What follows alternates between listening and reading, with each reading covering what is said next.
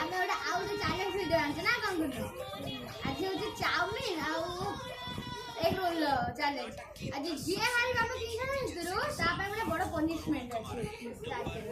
Rubber के पेड़ से निकलने वाला लेटेक्स टायर, ग्लव्स और इंडस्ट्रियल प्रोडक्ट्स में यूज होता है। कर्नाटक के दक्षिणी जिलों जैसे उडुपी और दक्षिण कन्नड़ में इसकी खेती होती है। एक बार पेड़ तैयार हो जाए तो 25 से 30 साल तक लेटेक्स मिलता है। मार्केट रेट फ्लक्चुएट करता है, लेकिन जब हाई रेट हो तो किसान सालाना लाखों कमा लेते हैं। नंबर 9, वनीला एक बेहद महंगी और डिमांडेड स्पाइस है, जिसकी कीमत इंटरनेशनल मार्केट में केसर से भी ज्यादा हो सकती है। कर्नाटक के कोडागु और चिकमंगलूर जैसे इलाकों में वनीला की खेती हो रही है। इसकी खेती में ऑर्किड जैसी बेल को खास ट्री या पोल पर चढ़ाना पड़ता है और फूलों का हैंड पॉलिनेशन करना पड़ता है। 1 किलो वनीला पॉट्स की कीमत कई हजार रुपए होती है। नंबर 8, कर्नाटक की हल्दी, खासकर अल्लेप्पी और एमएस हल्दी वैरायटी प्रीमियम क्वालिटी के लिए जानी जाती है। जब ये अनऑर्गेनिक तरीके से उगाई जाती है तो इसकी कीमत डबल हो जाती है। धारवाड़, बिदर और बेलगाम में किसान इसे बड़े पैमाने पर उगा रहे हैं। 1 एकड़ में 15 से 20 क्विंटल तक प्रोडक्शन होता है और प्रोसेसिंग के बाद इसका मार्केट वैल्यू लाखों में पहुंच जाता है। नंबर 7, कर्नाटक को सैंडलवुड का घर कहा जाता है और यहाँ का मैसूर चंदन वर्ल्ड फेमस है। चंदन की लकड़ी और तेल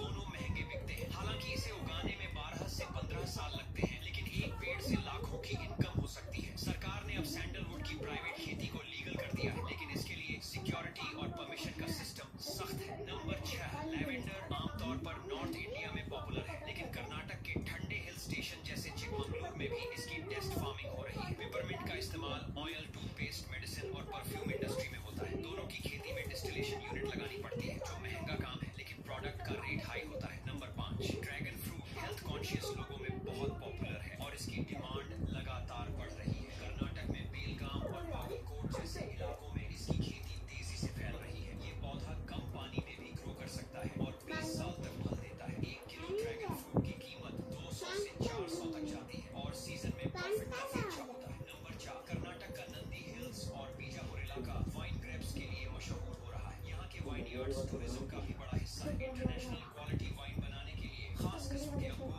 प्रॉपर क्लाइमेट और वाइनरी सेटअप चाहिए। इसमें इन्वेस्टमेंट ज्यादा है, लेकिन ब्रांड बन जाने के बाद प्रॉफिट भी स्काई हाई हो सकता है। नंबर 3, कर्नाटक भारत का सबसे बड़ा कॉफी प्रोड्यूसर है, खासकर कोडागु, चिकमंगलूर और हसन जिले में। अरेबिका और रोबस्टा दोनों वैरायटी यहाँ होती है। प्रीमियम कॉफी बीन्स की कीमत इंटरनेशनल मार्केट में काफी ज्यादा है। हालांकि इसमें labour, shade tree, processing machine और ड्राइंग यूनिट का खर्चा होता है, लेकिन सही मार्केटिंग से करोड़ों की कमाई संभव है। नंबर 2, केसर आमतौर पर कश्मीर में उगाया जाता है, लेकिन कर्नाटक में हाईटेक ग्रीन हाउस टेक्नोलॉजी के जरिए इसकी खेती हो रही है। इसमें क्लाइमेट कंट्रोल, हाइड्रोपोनिक्स और माइक्रो इरिगेशन का इस्तेमाल होता है। 1 किलो केसर की कीमत 1,50,000 से 3 लाख तक जा सकती है। सेटअप कॉस्ट बहुत ज्यादा है, लेकिन मार्केट प्राइस नहीं। कर्नाटक की 10 सबसे महंगी खेती जिनसे किसान लाखों करोड़ों कमा रहे हैं। नंबर 10, रबर के पेड़ से निकलने वाला लेटेक्स टायर, ग्लव्स और इंडस्ट्रियल प्रोडक्ट्स में यूज होता है। कर्नाटक के दक्षिणी जिलों जैसे उडुपी और दक्षिण कन्नड़ में इसकी खेती होती है। एक बार पेड़ तैयार हो जाए तो 25 से 30 साल तक लेटेक्स मिलता है। मार्केट रेट फ्लक्चुएट करता है, लेकिन जब हाई रेट हो तो किसान सालाना लाख।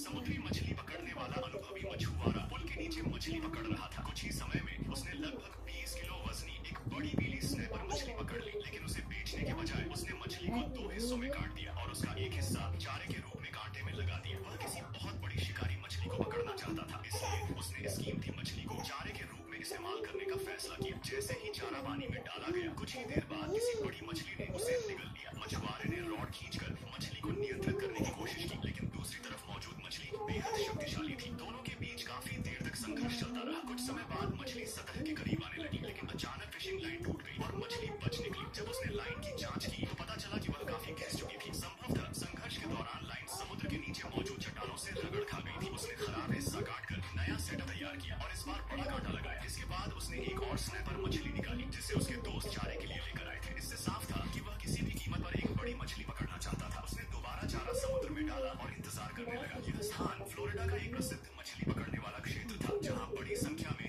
समुद्री मछलियां पाई जाती है। कुछ ही समय बाद फिर एक बड़ी मछली कांटे में फंस गई, लेकिन इस बार भी उसकी ताकत इतनी अधिक थी कि फिशिंग लाइन दबाव सह नहीं सकी और टूट गई। लगातार 2 बार असफल होने के बावजूद मछुआरे ने हार नहीं मानी। उसने फिर से चारा लगाया और समुद्र में डाल दिया। कुछ देर बाद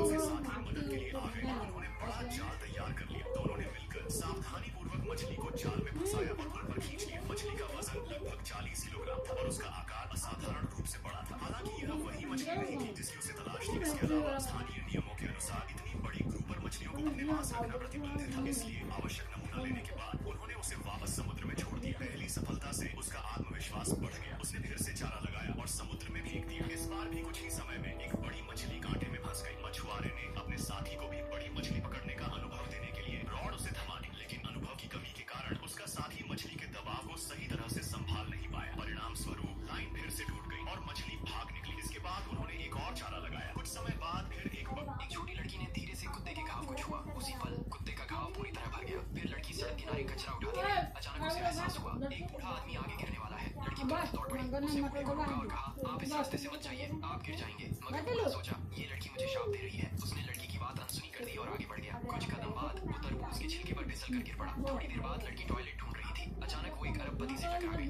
लड़की का साधारण लुक देखकर अरबपति को अपनी मरी हुई बेटी याद आ गई। उसने तुरंत असिस्टेंट को कहा, इस लड़की के लिए ब्रेड लाओ। जैसे ही वो जाने लगा, अचानक उसे तेज सिर दर्द हुआ। असिस्टेंट ने तुरंत दर्द की गोली निकाली, मगर लड़की को पहले से पता था गोली खाने के बाद वो उसने तुरंत रोक दिया। अरबपति ने गोली थूक दी। फिर लड़की ने उनका हाथ पकड़ा और अपनी शक्ति ट्रांसफर कर दी। अरबपति की थकान और दर्द उसी पल गायब हो गया। अरबपति समझ गए ये लड़की कोई साधारण बच्ची नहीं है। उन्होंने फैसला कर लिया, इस लड़की को घर ले जाकर गोद ले लेंगे। घर पहुंचकर उन्होंने लड़की को अपनी 3 साल से कोमा में पड़ी पत्नी से मिलवाया। लड़की ने पत्नी का हाथ पकड़ा और अपनी शक्ति लगाई। पत्नी का शरीर अजीब तरीके से प्रतिक्रिया करने लगा और फिर चमत्कार हो गया। 3 साल से कोमा में पड़ी पत्नी अचानक आंखें खोलकर उठ गई। अरबपति खुशी से पागल हो गए। उन्होंने पत्नी को जोर से गले लगा लिया। पत्नी ने कहा, ये सब इस लड़की की वजह से हुआ। मैंने सपने में इसकी आवाज सुनी थी और फिर जाग गई। ये सुनकर अरबपति ने लड़की को अपना लकी स्टार कहा। उसी पल असिस्टेंट आया, बोला, सीईओ शेयर होल्डर मीटिंग शुरू होने वाली है। जैसे ही अरबपति जाने लगे, लड़की को फिर भविष्य दिखाई दिया। मीटिंग जाते समय उनका जीवन खतरे में था। उसने तुरंत उन्हें रोका, आपकी कार खराब है, बहुत खतरनाक है। असिस्टेंट हंसा, कार हर हफ्ते चेक होती है, कोई समस्या नहीं हो सकती।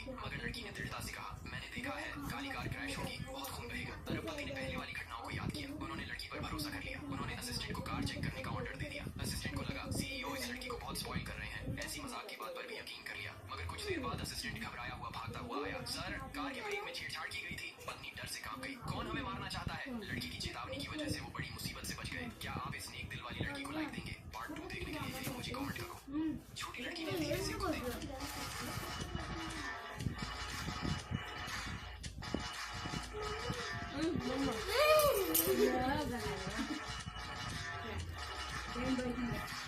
कौन लो कौन है जिसे मैं कर बोल